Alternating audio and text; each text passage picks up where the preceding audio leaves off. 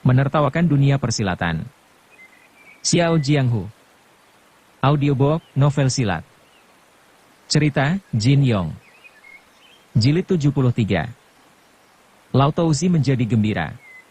Ia bertanya, dari mana kau bisa mengetahui kalau dia tidak akan mati? Dia jauh lebih muda daripada kau dan juga lebih muda daripadaku, bukan, kata Dewa Ranting Persik. Benar. Lantas kenapa? Lao Touzi menegas. Umumnya orang tua mati lebih dulu, atau orang muda mati lebih dulu, balas Dewa Ranting Persik. Sudah tentu tua yang lebih dulu mati. Jika demikian, sebelum kau mati dan aku mati, mana mungkin Ling Huchong bisa mati? Lao Touzi hanya tersenyum hambar mendengar pernyataan bodoh itu. Tadinya ia berharap Dewa Ranting Persik menyampaikan suatu gagasan yang mungkin bisa menyelamatkan nyawa Ling Huchong. Dewa Buah Persik menanggapi, aku ada usul. Mari kita bersama-sama sepakat mengganti nama Ling Huchong menjadi Ling Hubusi. Yu Bukun mengikuti Lao Touzi masuk ke dalam kamar. Tampak Ling Huchong tergeletak pingsan di atas ranjang. Yu Bukun pun berpikir, jika aku tidak mengerahkan ilmu awan lembayung, tentu perguruan Huashan akan dipandang rendah oleh orang-orang ini.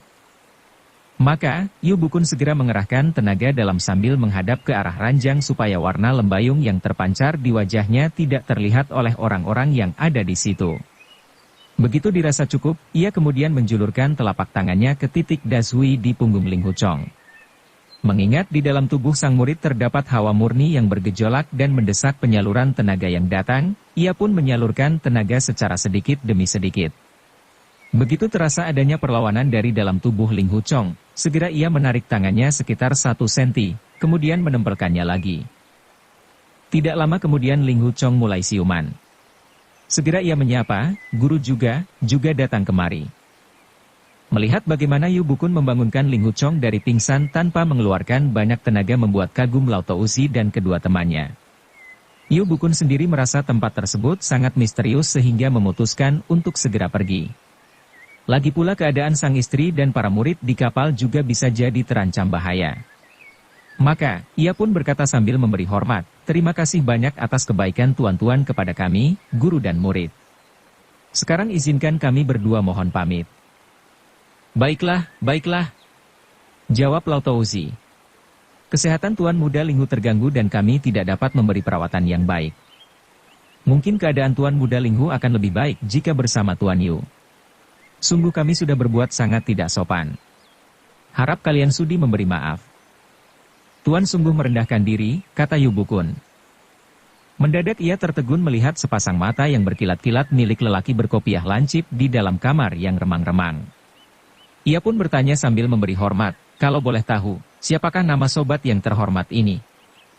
Kiranya Tuan Yu tidak kenal kawan kita ini, Ji Wuxi, si burung hantu malam, sela Zhu Qianqiu sambil tertawa. Yu Bukun terperanjat dan agak berdebar. Dalam hati ia berkata, kiranya orang ini yang bernama Ji Wuxi alias si burung hantu malam.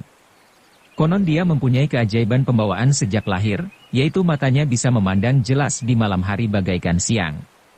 Tindak tanduknya tidak menentu, kadang-kadang baik, kadang-kadang jahat. Meskipun namanya Ji Wuxi yang berarti kehabisan akal tetapi sebenarnya ia sangat cerdik dan lihai. Siapa disangka ia bisa bersama dengan Lao Touzi dan Zhu Qianqiu ini? Segera Yu Bukun memberi hormat dan menyapa, sudah lama aku mendengar nama besar Tuan Ji. Sungguh beruntung hari ini mendapat kesempatan bisa berjumpa di sini. Ji Wuxi tersenyum dan menjawab, tidak hanya hari ini. Bukankah esok kita bertemu lagi di Lembah Lima Raja Kejam? Kembali jantung Yu Bukun berdebar. Meskipun ia merasa kurang pantas jika menanyakan keadaan Yu Lingsan kepada orang-orang yang baru ia kenal tersebut, namun karena sangat mengkhawatirkan nasib putrinya terpaksa ia bertanya, aku tidak tahu kapan pernah berbuat salah terhadap kawan-kawan persilatan di daerah sini. Mungkin karena aku kurang sopan karena tidak berkunjung kepada para tokoh persilatan di wilayah ini, sehingga putriku dan seorang muridku yang bermargalin telah dibawa oleh salah seorang sobat. Untuk ini apakah Tuan Ji dapat memberi petunjuk? Oh, mengenai hal itu aku juga tidak banyak tahu, jawab Ji Wuxi dengan tersenyum. Dengan bertanya seperti tadi membuat Yu Bukun telah merendahkan kedudukannya sebagai ketua perguruan Huashan yang ternama. Kini saat Ji Wuxi menjawab dengan acuh tak acuh jelas membuatnya merasa gusar dan tersinggung. Namun demikian, ia berusaha menahan diri dan berkata dengan tersenyum hambar, "Maaf kami sudah terlalu lama mengganggu sampai larut malam.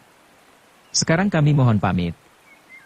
Ketika Yu Bukun hendak mengangkat tubuh Ling Huchong, tiba-tiba Lao Touzi menyusup di antara kepala mereka dan mendahului mengangkat tubuh si pemuda.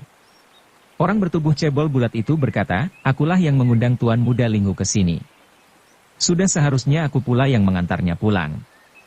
Dengan cekatan ia mengambil selimut tipis dan membungkus badan Ling Huchong. Setelah itu, ia memanggul tubuh pemuda tersebut di atas bahunya dan bergegas meninggalkan rumah dengan langkah lebar. "Hei, tunggu dulu. Bagaimana dengan kami, kedua ikan besar ini? Apakah ditinggalkan begitu saja?" teriak Dewa Ranting Persik. Lao Touzi menjawab gugup, "Mengenai kalian, kukira." Rupanya ia bimbang jika kedua bersaudara itu dibebaskan, bisa jadi suatu saat 6 dewa lembah Persik akan menuntut balas ke tempatnya ini. Namun jika keduanya ditawan, tentu bisa digunakan sebagai sandera. Ling Huchong paham isi pikiran Lao Touzi. Ia pun berkata, "Tuan Lao, tolong kau bebaskan saja mereka berdua. Kalian berdua dewa lembah Persik, untuk selanjutnya kalian dan yang lain jangan mencari masalah lagi dengan kedua Tuan Lao dan Tuan Zhu atau membalas dendam. Bagaimana kalau dari lawan berubah menjadi kawan? Mengenai kami berdua, entah apa kami bisa untuk tidak mencari masalah lagi dengan mereka di kemudian hari," ujar Dewa Ranting Persik. "Tentu saja yang aku maksud adalah kalian semua 6 dewa lembah Persik," tegas Ling Huchong. "Tidak membalas dendam atau mencari masalah dengan mereka bisa saja," kata Dewa Buah Persik, "tapi dari lawan berubah menjadi kawan, inilah yang tidak mungkin. Sekalipun kepalaku dipenggal tetap tidak mungkin." Lao Touzi dan Zhu Qianqiu sama-sama mendengus.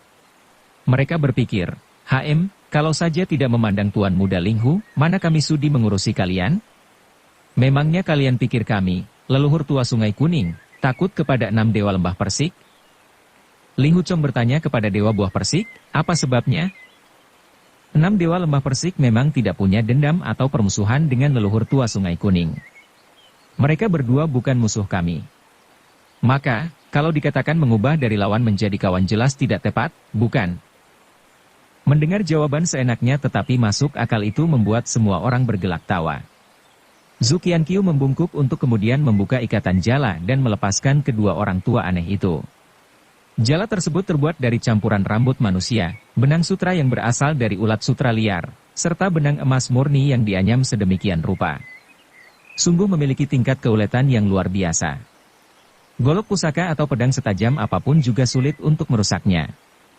Jika orang terjaring, semakin meronta justru semakin teringkus kencang. Untuk membebaskannya harus ada orang yang mengurai ikatan jala tersebut dari luar. Sesudah bebas, tanpa banyak bicara Dewa Ranting Persik segera membuka celana dan mengencingi jala ikan tersebut. "Hei, apa yang kau lakukan?" tanya Zhu Qianqiu terkejut. "Kalau tidak mengencingi jala busuk ini, maka aku tidak bisa melampiaskan rasa kesalku," jawab Dewa Ranting Persik. Begitulah, beramai-ramai ketujuh orang itu lantas berjalan menuju ke tepi sungai. Dari jauh Yu Bukun melihat Lao Denwo dan Gao Genming menghunus senjata, berjaga di haluan kapal. Hatinya pun lega karena ternyata tidak terjadi apa-apa di atas kapal tersebut selama ia pergi. Setelah meletakkan tubuh Ling Huchong di dalam kabin kapal, Lao Touzi membungkuk dan berkata dengan penuh hormat, "Atas budi baik Tuan Muda Ling Hu, aku merasa sangat berterima kasih yang tak terhingga. Sementara ini aku mohon diri. Tidak lama lagi tentu kita dapat berjumpa kembali." Ling Huchong yang masih lemah akibat kehilangan banyak darah dan terguncang-guncang dalam perjalanan kembali ke kapal membuatnya tidak dapat mendengar dengan jelas segala perkataan Lao Touzi. Ia hanya sekadar mengiyakan dengan suara lirih. Sementara itu Ning Zongze dan para murid terheran-heran melihat si cebol bulat yang tadinya begitu garang kini telah berubah menjadi lembut dan penuh tata krama terhadap Ling Huchong. Sementara itu, Lao Touzi dan Zhu Qianqiu segera berpamitan kepada Yu Bukun sebelum 4 dewa lembah Persik yang lainnya datang. "Tunggu dulu, Saudara Zhu," seru Dewa Ranting Persik tiba-tiba. "Mau apa?" tanya Zhu Qianqiu. "Mau ini," jawab Dewa Ranting Persik. Secepat kilat ia menekuk lutut kemudian menyeruduk maju dengan kecepatan tinggi. Zhu Qianqiu yang tidak sempat menghindar segera mengerahkan tenaga dalam untuk menerima serudukan yang sangat mendadak itu. Dalam sekejap saja hawa murni sudah memenuhi titik dantian di bawah pusarnya, sehingga perutnya kini menjadi keras seperti baja. Kemudian terdengar suara seperti hancurnya benda-benda pecah belah, disusul dengan Dewa Ranting Persik yang melompat mundur beberapa meter ke belakang sambil bergelak tawa. "Aduh, celaka!" teriak Zhu Qianqiu begitu memasukkan tangan ke balik bajunya. Ketika tangannya dikeluarkan tampak menggenggam kepingan porselen, batu kumala, kayu, bambu, yang tak terhitung jumlahnya. Rupanya bunyi barang pecah tadi adalah hancurnya cawan-cawan arak yang terdiri dari bermacam-macam jenis itu. Sementara, cawan yang terbuat dari perak, emas, dan perunggu tampak tergencet pipih. Kontan saja rasa sedih tak terlukiskan ditambah rasa murka yang tidak kepalang terpancar di wajah Zhu Qianqiu. Ia pun menghamburkan pecahan-pecahan beling itu ke arah Dewa Ranting Persik. Akan tetapi, Dewa Ranting Persik sudah siap sedia dan dapat mengelak dari serangan tersebut, sambil kemudian berteriak, "Ling Huchong menyuruh kita berubah dari musuh menjadi kawan. Apa yang dia katakan harus kita turuti. Maka, kita harus menjadi musuh lebih dulu, baru kemudian bisa berubah menjadi kawan." Selama puluhan tahun Zhu Qianqiu dengan susah payah mengumpulkan berbagai jenis cawan arak yang kini telah dihancurkan oleh Dewa Ranting Persik secara sekaligus. Sebenarnya ia hendak melakukan pembalasan, tapi begitu mendengar ucapan Dewa Ranting Persik itu segera ia menghentikan niatnya. Terpaksa sastrawan dekil itu menjawab dengan senyuman hambar, "Ya, benar. Dari lawan berubah menjadi kawan. Dari lawan menjadi kawan." Usai berkata demikian ia pun melangkah pergi bersama Lao Touzi dan Ji Wuxi. Dalam keadaan setengah sadar Ling Huchong masih mengkhawatirkan keselamatannya Yu Lingsan. Ia berkata, "Dewa Ranting Persik, tolong kau minta mereka jangan mengganggu adik seperguruanku, Yu." "Baik," jawab Dewa Ranting Persik. Ia kemudian berseru lantang, "Hai, hai. Sobat-sobat Lao Touzi, burung hantu malam, dan Zhu Qianqiu, dengarkanlah. Ling Huchong berpesan supaya kalian jangan sampai mengganggu adiknya yang tercinta." Saat itu Ji Wuxi dan kedua rekannya sudah berjalan lumayan jauh. Mereka langsung berhenti begitu mendengar teriakan Dewa Ranting Persik. Lao Touzi berpaling dan menjawab dengan suara keras, "Tentu saja. Kalau Tuan Muda Ling Hu berpesan demikian, pasti kami patuhi." Usai menjawab demikian, ia dan kedua temannya tampak berbisik-bisik membicarakan sesuatu, kemudian melanjutkan perjalanan. Yu Bukun kemudian menceritakan apa yang telah ia saksikan di rumah Lao Touzi kepada sang istri. Namun baru menyampaikan beberapa kalimat, tiba-tiba terdengar suara ribut-ribut di daratan sana. Ternyata Dewa Akar Persik dan ketiga adiknya sudah kembali. Keempat orang tua aneh itu langsung saja membual. Mereka berkata telah menangkap pria berkopiah lancip yang membawa panji-panji putih tadi dan merobek tubuh orang itu menjadi 4 potong. Mendengar itu Dewa Buah Persik tertawa terbahak-bahak dan berkata, "Lihai. Sungguh kalian keempat kakakku sangat lihai." Dewa Ranting Persik juga ikut berkata, "Kalian telah merobek orang itu menjadi 4 potong? Apakah kalian tahu dia bernama siapa?" "Dia sudah mati." "Peduli apa dengan namanya?" "Memangnya kau sendiri tahu?" sahut Dewa Dahan Persik. "Tentu saja aku tahu," jawab Dewa Ranting Persik. "Dia bernama Ji Wuxi, alias si burung hantu malam." Dewa Daun Persik bersorak memuji, "Wah, nama yang bagus. Orang itu pasti pandai meramal. Dia pasti tahu kalau suatu saat akan bertemu 6 dewa lembah Persik dan kehabisan akal untuk meloloskan diri, sehingga akhirnya tubuhnya terpotong menjadi 4.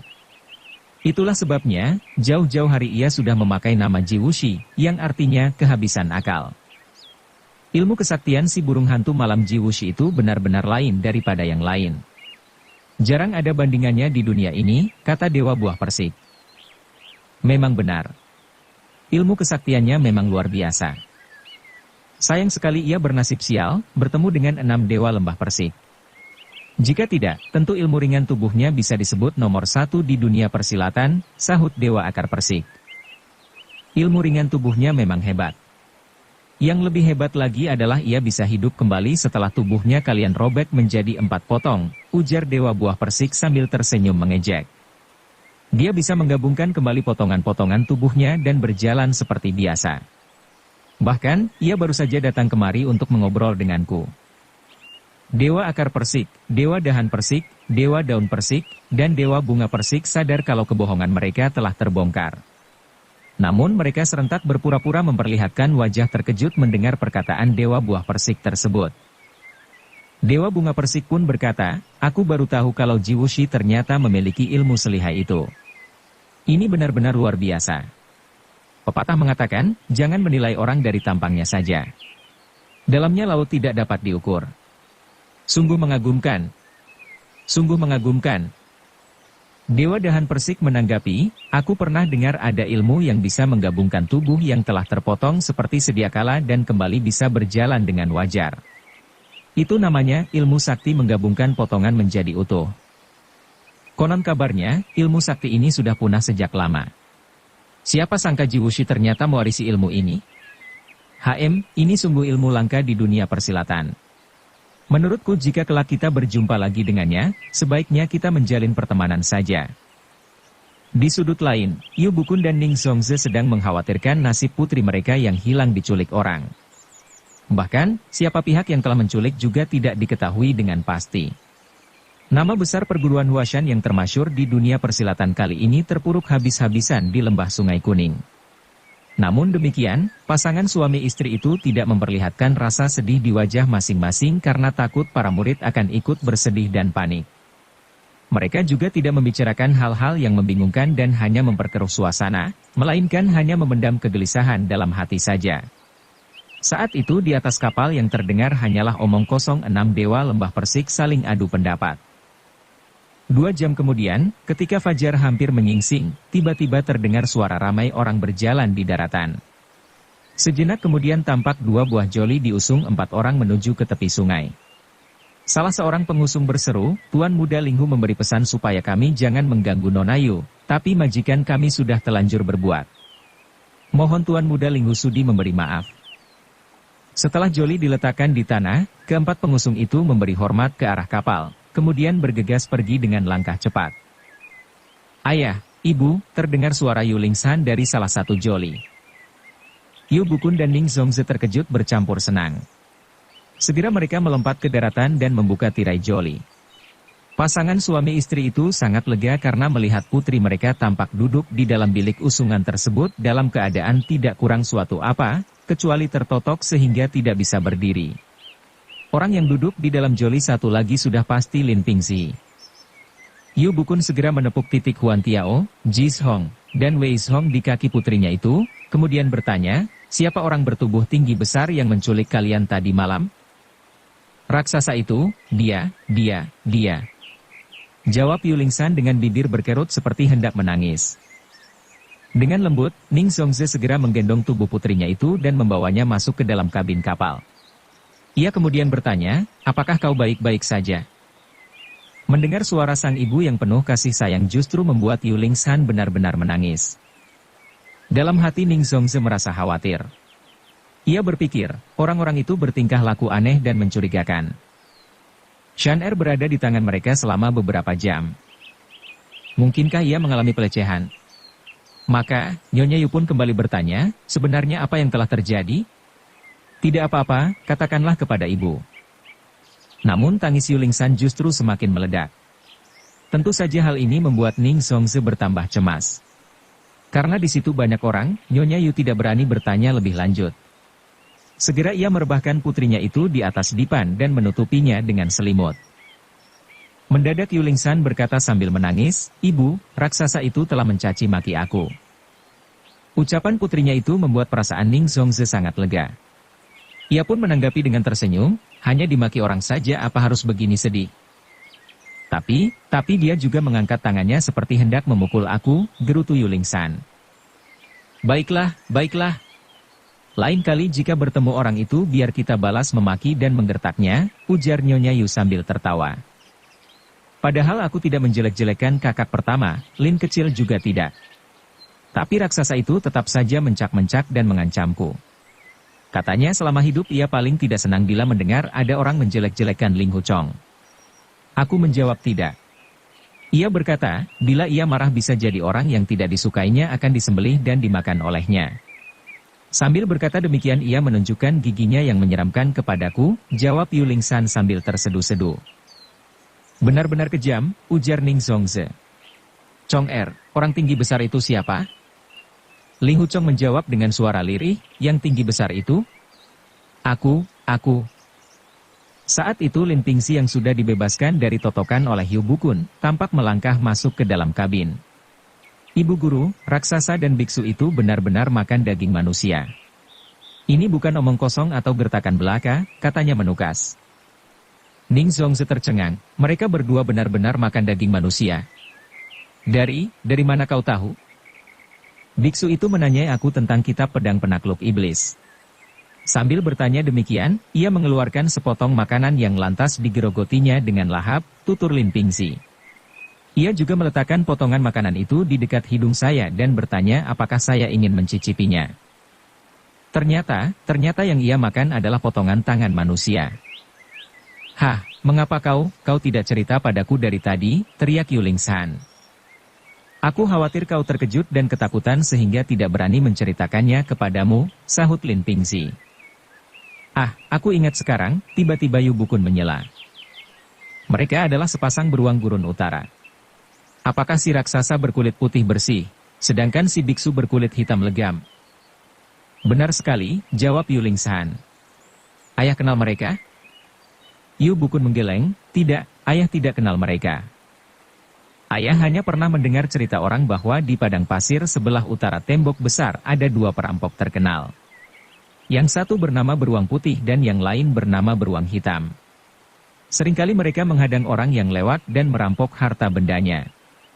Namun bila barang yang mereka hadang dikawal oleh perusahaan ekspedisi, maka keduanya pun menangkap para pengawal dan memakan daging mereka. Katanya, orang yang bisa ilmu silat memiliki daging yang jauh lebih keras dan lebih gurih kalau dimakan.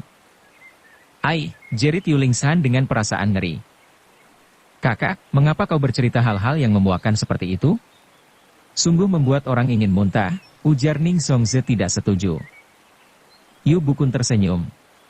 Sejenak kemudian barulah ia menyambung, selama ini aku belum pernah mendengar sepasang beruang gurun utara melintasi tembok besar. Mengapa sekarang mereka telah berada di lembah Sungai Kuning? Chong Er, bagaimana kau bisa kenal sepasang beruang gurun utara itu? Sepasang orang gurun utara, tanya Ling Huchong setengah menggumam. Rupanya ia tidak mendengar dengan jelas apa yang diucapkan sang guru. Setelah termenung sejenak, akhirnya ia menjawab, entah, aku tidak kenal mereka. Tiba-tiba Yuling San menyela, Lin kecil, saat biksu itu menyuruhmu mencicipi daging manusia, apakah kau mau?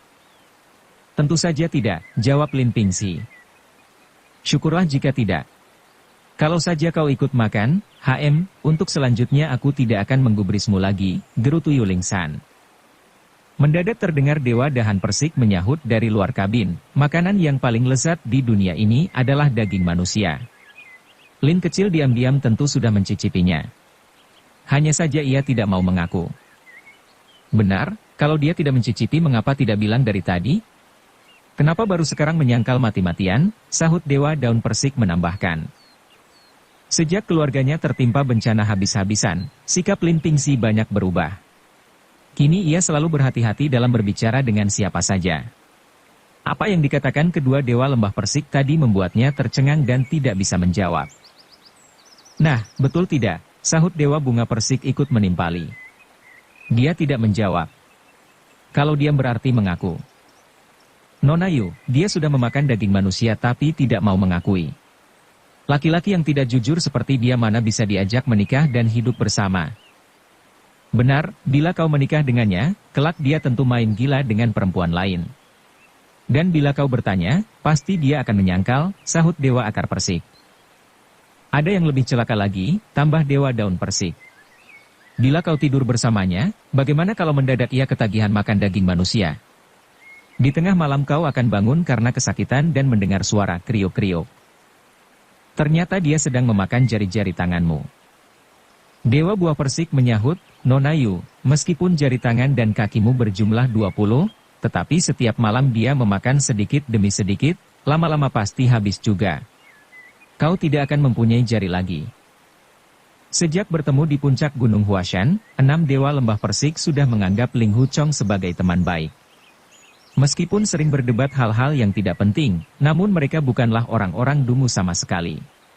Diam-diam mereka memerhatikan perasaan Ling Wuchong yang tak terbalas oleh Yu Lingsan, bagaikan pohon yang menggugurkan bunganya ke arah sungai kecil, namun si sungai tetap mengalir tak peduli.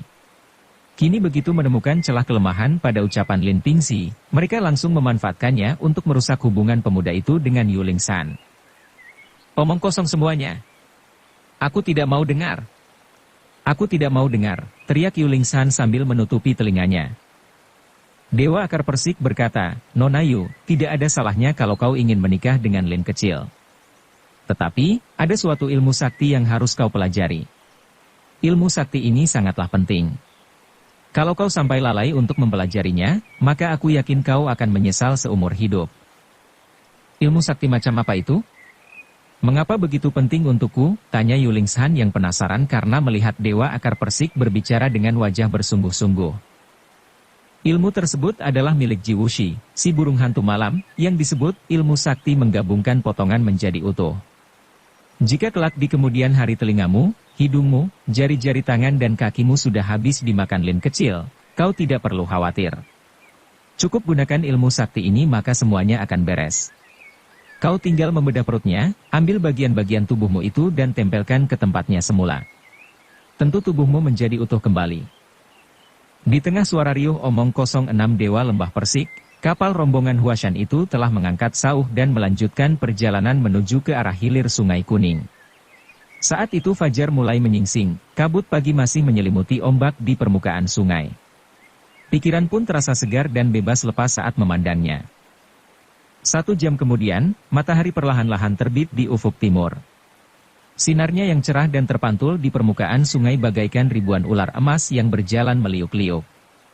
Tiba-tiba dari jauh terlihat sebuah perahu kecil yang berlayar menuju ke arah hulu. Saat itu angin timur bertiup kencang menerpa layar hijau kebiruan pada perahu tersebut yang meluncur melawan arus sungai. Pada layar terpampang gambar kaki manusia berukuran besar dan berwarna putih. Setelah perahu semakin mendekat, ternyata gambar kaki tersebut terlihat langsing dan cantik. Orang-orang Huashan dapat menyimpulkan kalau gambar itu adalah gambar kaki seorang wanita. Mengapa layar perahu itu bergambar kaki wanita? Aneh sekali, kata para murid Huashan saling bertanya-tanya. Dewa Ranting Persik berkata, sepertinya itu kapal milik sepasang beruang gurun utara. Ai, Nyonya Yu dan Nona Yu, kalian ibu dan anak harus berhati-hati. Sepertinya orang di dalam perahu itu gemar makan kaki perempuan. Bersambung ke jilid 74. Dukung kami dengan subscribe, follow, like, komen dan share. Terima kasih.